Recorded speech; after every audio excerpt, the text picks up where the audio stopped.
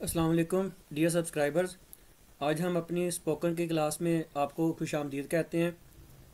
Noun का chapter हमने मुकम्मल किया है और आपको पता है कि हम हफ्ते में एक से दो क्लासेस जो हैं वो लाजमी स्पोकन की रखते हैं, या स्पोकन की रखते हैं या कोई स्टोरी की रखते हैं।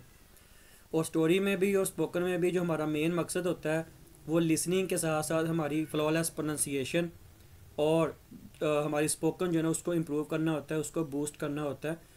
उसमें हम डिफरेंट सेगमेंट्स जो है ना वो यूज़ करते हैं, कभी डेली रोज़मर्रा की बोल चाल लेके, कभी इडियम्स लेके, कभी प्रोवर्ब्स लेके। ठीक है, क्योंकि रोज़मर्रा की जो बोल चाल होती है उसमें इन सभी चीज़ों का एलिमेंट जो है ना वो लाजमी होता है, इसेंशियल होता है।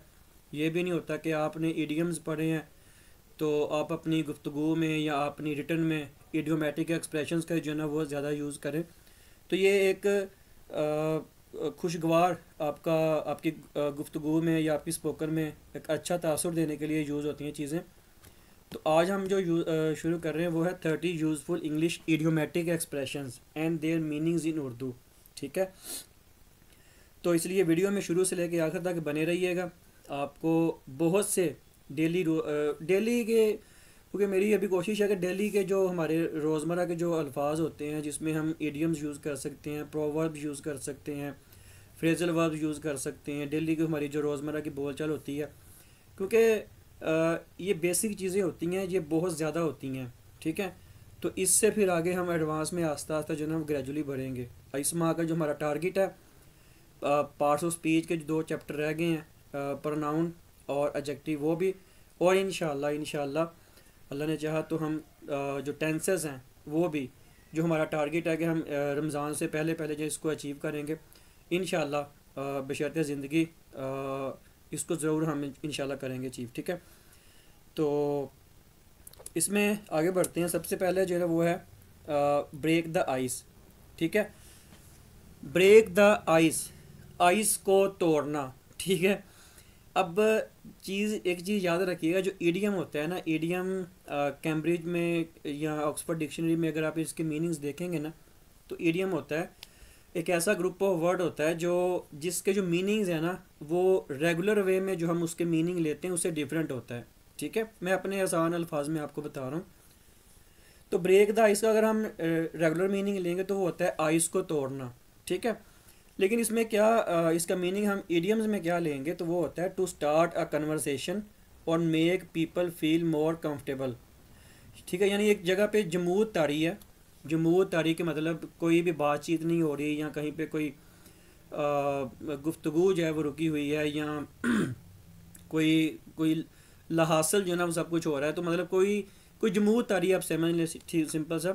तो आप वहाँ पे जो है ना वो कंफर्टेबल, लोगों को कंफर्टेबल फील करवाने के लिए, या उधर कोई कन्वर्सेशन को कुछ उसको मतलब बामकसद बनाने के लिए आप उस कन्वर्सेशन को, कन्वर्सेशन का मतलब होता है कोई बातचीत स्टार्ट करना। ठीक है, तो वो स्टार्ट करते हैं। जैसे अब मैं ना इसमें एग्जांपल्स में साथ साथ दूंगा ताकि आप लोगों को जुमला भी बनाना है इसके साथ साथ। ठीक है, to break the ice at the party I said hello to the person next to me. यानी पार्टी में खामोशी छाई हुई थी, सकूत छाया हुआ था, जमूद छाया हुआ था। तो मैंने इस जमूद को, या इस सकूत, सकूत कहते हैं खामोशी को ही, तो इस सकूत को तोड़ने के लिए मैंने अपने साथ वाले, next to me, beside me, जो मेरे बगल में बैठा हुआ था, ठीक है, उसको कहते हैं नेक्स्ट टू मी भी।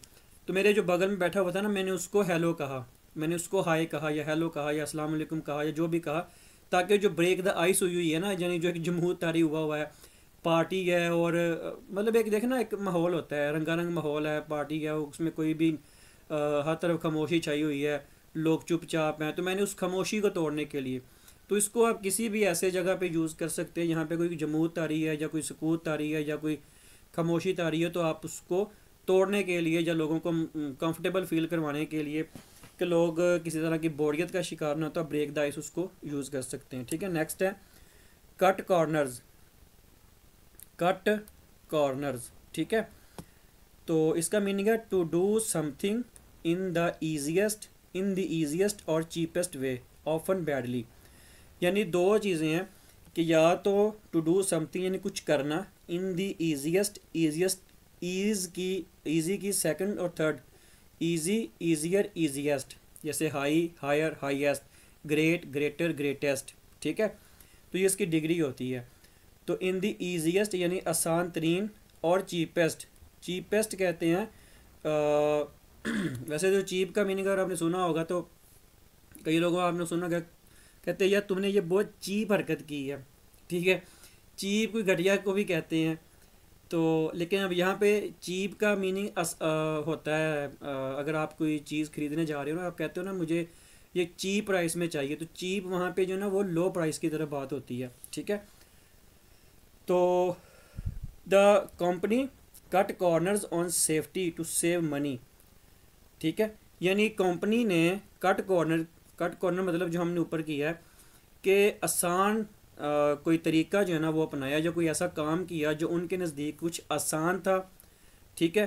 और वो आसान किस लिए था, टू सेव मनी, कि वो पैसा बचा सके, विच कॉज्ड प्रॉब्लम, यानी पैसा बचाने के चक्कर में कंपनी के पैसा बचाने के चक्कर में उल्टा ही जो ना वो प्रॉब्लम खड़ी हो गई है, ठीक है। ये इस सेंस में आएगा।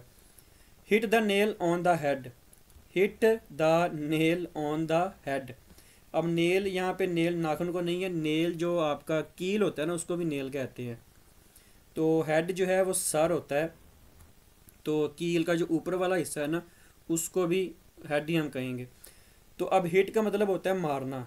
आपने अक्सर उर्दू में सुना होगा कि वो क्या कहते होते हैं, हथौड़ा हथौड़ा मारने वाली कोई बात होती है शायद, ठीक है। लोहा गर्म है ना तो हथौड़ा मार दो, यानी कोई चोट लगा दो, लोहा गर्म देकर चोट लगाना, कुछ इस तरह से होता है, ठीक है।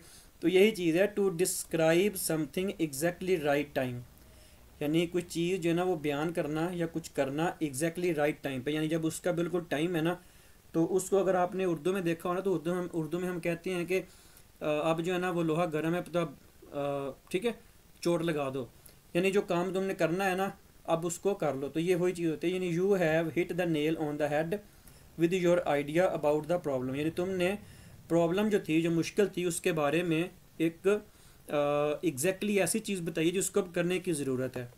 नेक्स्ट देखें, पीस ऑफ केक, बहुत ही आसान। अरे भाई मैं इसका मीनिंग बता रहा हूँ, पीस ऑफ केक का मतलब है बहुत ही आसान, something very easy to do, ठीक है। कुछ ऐसी चीज़ जो आसान हो, आसान मतलब करने में बहुत आसान हो।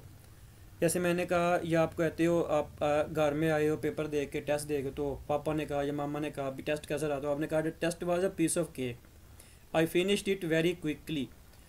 टेस्ट तो बहुत इजी था। अब आप इजी भी कह सकते थे, लेकिन इडियोमेटिक एक्सप्रेशन जब आप यूज़ करेंगे ना तो थोड़ा सा उसमें खुशगवार एक अपना मतलब ना एहसास होता है, खुशगवारियत का एहसास होता है, आपकी कन्वर्सेशन जो ना वो क्रिएटिव लगती है।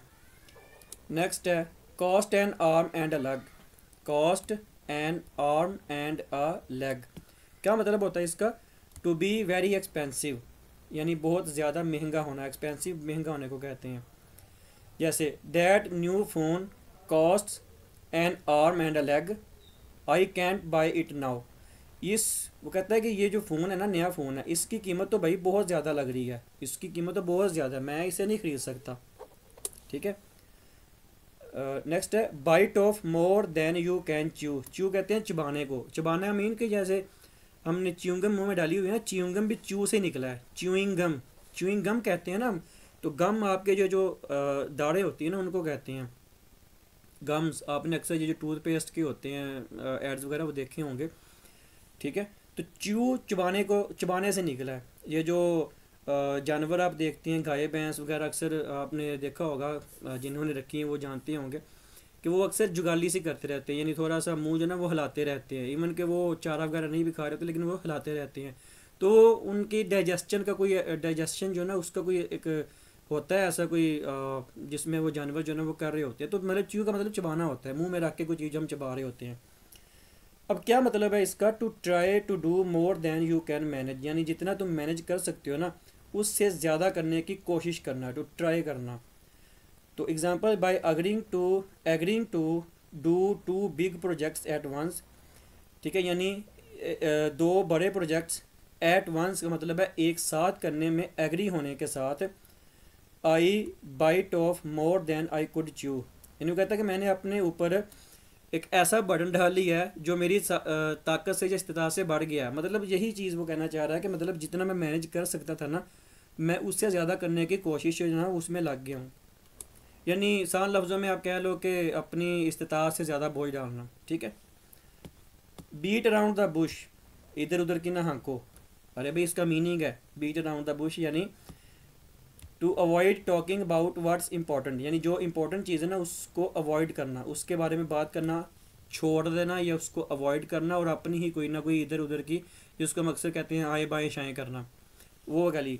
Please stop beating around the bush, यानी आए बाएँ शाएँ ना करो, ठीक है। यानी जो चीज़ इंपॉर्टेंट नहीं है ना उसको छोड़ो, जो इंपॉर्टेंट है वो बात करो। तो ये बताओ कि जो है तुम्हारे साथ हुआ है ना वो बताओ। नेक्स्ट है क्राई ओवर स्पिल्ड मिल्क। ये होता है कि जिसको हम कहते हैं ना अब पछताए क्या हो जब चिड़ियाँ चुग गई खेत, ये वो होता है, ठीक है। यानी टू बी अपसेट, अपसेट कहते हैं परेशान होना, उदास होना, डिप्रेस्ड होना about something that has already happened, यानी जो ऑलरेडी हैपन्ड हो चुका है, जो ऑलरेडी वकूफ़ पज़ीर हो चुका है, यानी कोई काम जो ऑलरेडी हो गया है उसके ऊपर अपसेट होना। And can not be changed, ठीक है। यानी जो अब हो गया ना वो चेंज नहीं हो सकता, तो उसके ऊपर अपसेट होना। तो यही है कि don't cry over spilled milk, let's focus on fixing the problem, यानी जो तुम्हारी प्रॉब्लम थी उसको फिक्स करने, फिक्स का मतलब होता है उसको सही करने की तरफ जो ना वो कोशिश करो, फोकस करो। अब जो चीज़ हो गई है उसके ऊपर आंसू ना बहाओ, सिंपल सा। Get your act together, meaning क्या है, to organise yourself and improve your behaviour, यानी अपने आप को ऑर्गेनाइज करो। ऑर्गेनाइज का मतलब होता है अपने आप को मुनज़्ज़म करो और अपने बिहेवियर को जो ना वो इम्प्रूव करो, ठीक है। You need to get your act together, यानी तुम्हें अपने आप को इम्प्रूव करना चाहिए, अपने बिहेवियर को इम्प्रूव करना चाहिए। If you want to pass this class, अगर तुमने ये क्लास पास करनी है, ठीक है। ये मैंने अपनी तरफ से लिखे हुए हैं एग्जांपल्स, आपको अगर इसकी कोई और इजी लगती है आप उधर उसको यूज़ कर सकते हैं। मैं ये नहीं कहता कि आपने यही जो मैंने लिखी इसी को ही रटा लगाएं, आपको कोई और इजी लगती है इंटरनेट से आप उसको देख सकते हैं, अगर आपके पास डिक्शनरी है उधर से देख सकते हैं, कोई इजी आपको मिलती है तो आप वो भी यूज़ कर सकते हैं। Kill two birds with one stone, एक तीर से दो शिकार इसका मीनिंग है ये, to solve two problems with one action. अक्सर आपने सुना होगा ना एक तीर से दो शिकार, वो यही चीज़ होती है कि to solve problem with one action, ठीक है। एक ही एक्शन से यानी एक ही तीर चलाने से जो ना वो दो काम हो जाए। तो यही है बाय वॉकिंग टू वर्क, यानी काम पे जाते हुए। I kill two birds with one stone, यानी मैं एक तीर से दो शिकार करता हूँ। कैसे? I save money and get exercise, यानी चल के जाने में, बाय फुट यानी चल के जाने में जो ना वो कहता है कि मुझसे मैं दो चीज़ें करता हूँ, एक तो मेरी मनी सेव होती है मतलब पैसा बचता है, दूसरा मेरी एक्सरसाइज भी हो जाती है। Let the cat out of the dog out of the bag, यानी बिल्ली के थैले से बाहर आ जाना। कोई सीक्रेट है, कोई राज है जो खुल गया है, उसके बारे में जो बोला जाता है, ठीक है। To reveal a secret by mistake, by mistake भी कह सकते हैं, बाय चांस भी कह सकते हैं, कि किसी के मुंह से कोई ऐसी बात निकल जाना जो उसने छुपाई हुई थी, तो उसको कहते हैं कि अब बिल्ली जो है ना वो थैले से बाहर आ गई है। पुल समवन्स लेग, खींचा तानी करना, ठीक है, किसी की लेग खींचना वैसे भी बनता है। तो ये होता है to joke with someone by telling them something that is not true, यानी किसी के साथ ऐसा जोक करना, कुछ ऐसा बता के जो हकीकत में ट्रू नहीं है, ठीक है। यानी डोंट वरी, परेशान ना हो, I am just pulling your leg, मैं सिर्फ तुम्हारे साथ मजाक कर रहा हूँ, यानी कोई ऐसी बात कर रहा हूँ जो ट्रू नहीं है। I didn't really sell your bike, मैंने हकीकतन कोई तुम्हारी बाइक जो ना वो सेल नहीं की, यानी फ़रोख्त जो ना वो नहीं की, ठीक है। तो नेक्स्ट कितने हैं, 1 2 3 4 5 6, चलें 30 हैं, 15 तक जो ना वो अभी करते हैं, तो बाकी जो ना वो इंशाल्लाह फिर अगली वीडियो में देखते हैं।